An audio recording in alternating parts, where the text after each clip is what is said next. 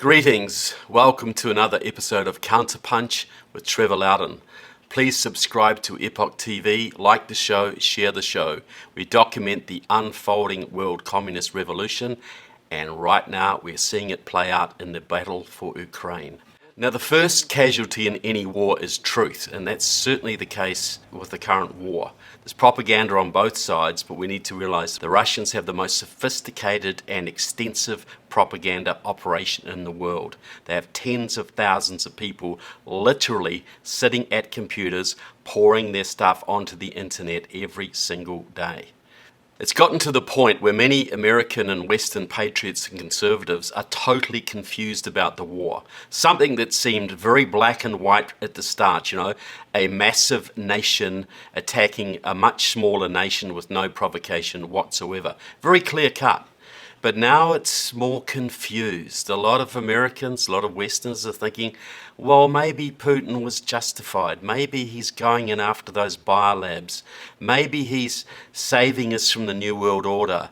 Maybe he's a Christian. Maybe he's a nationalist. Maybe he ain't so bad after all, and at least we should turn a blind eye to what he's doing.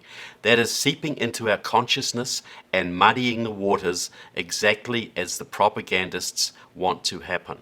In the last episode, I exposed the myth that Vladimir Putin is a Christian, and I exposed his very real and ongoing commitment to communism. Next episode, I want to deal with the biolabs. I want to deal with the Putin is saving us from the New World Order meme.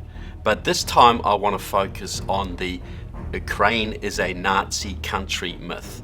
This is being flooded into our consciousness. Ukraine is being branded as Nazi, as founded on Nazism, as sympathetic to Nazism. Putin is explicitly stating he's going to Ukraine to denazify the country. And of course this is complete propaganda. If anyone's close to Nazism, it's Putin. There's always a kernel of truth in communist propaganda. There has to be. During World War II, many Ukrainians welcomed the Nazi invasion as a liberation from communism. People weren't really aware at the time of the Nazi crimes. And considering that the Ukrainians had just gone through the Holodomor, the forced starvation of at least 3.5 million Ukrainians, maybe up to 6, even 10 million, some estimates put it at, that they were welcoming anybody who would save them. And from 1929 to 1932, the Soviet authorities attacked Ukraine. They wanted to get rid of the peasant farmers, the kulaks, so they forcibly confiscated every ounce of food they could in the countryside. People were eating their children. They were eating their pets.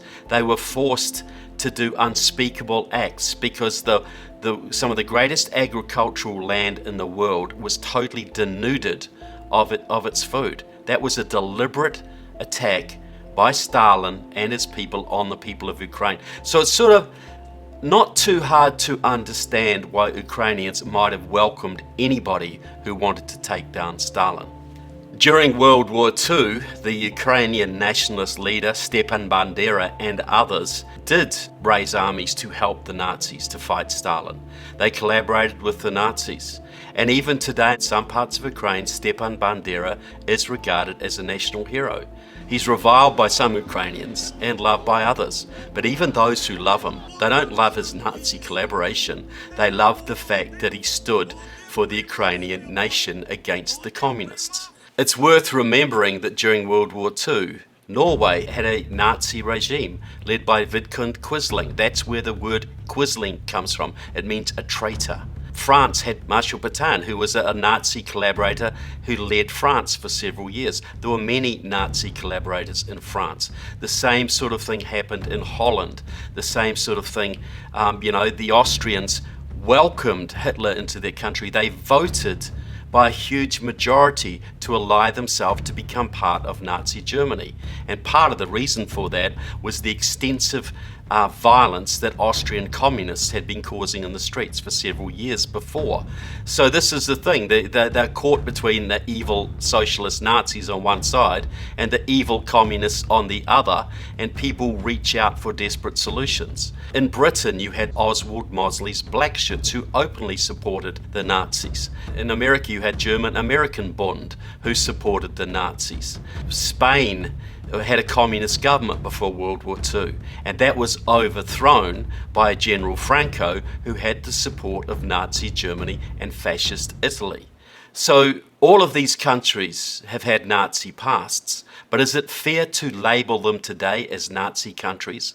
Is it fair to label Ukraine today as a Nazi country because some desperate Ukrainians allied with the Nazis during World War II to throw off the communist murderers?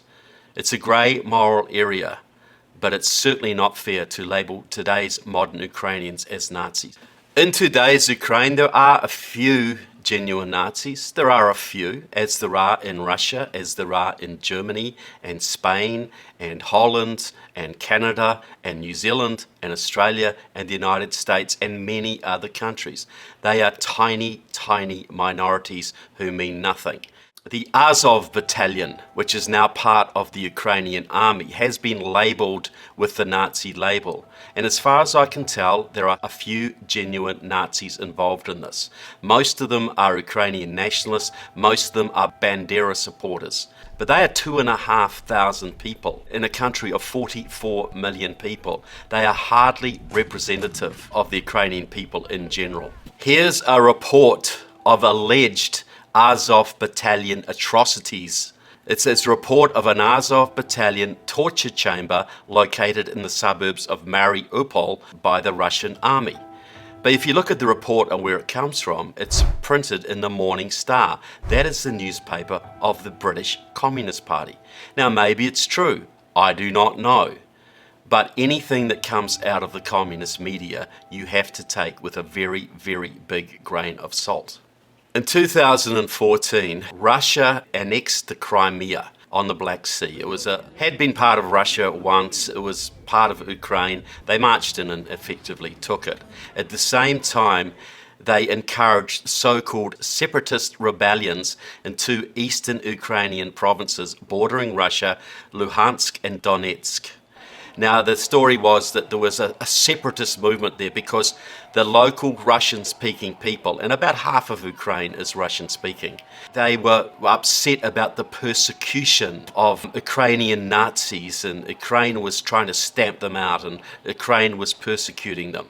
Of course, this was a lie, and Russian troops were in there posing as separatist guerrillas fighting the Ukrainian army.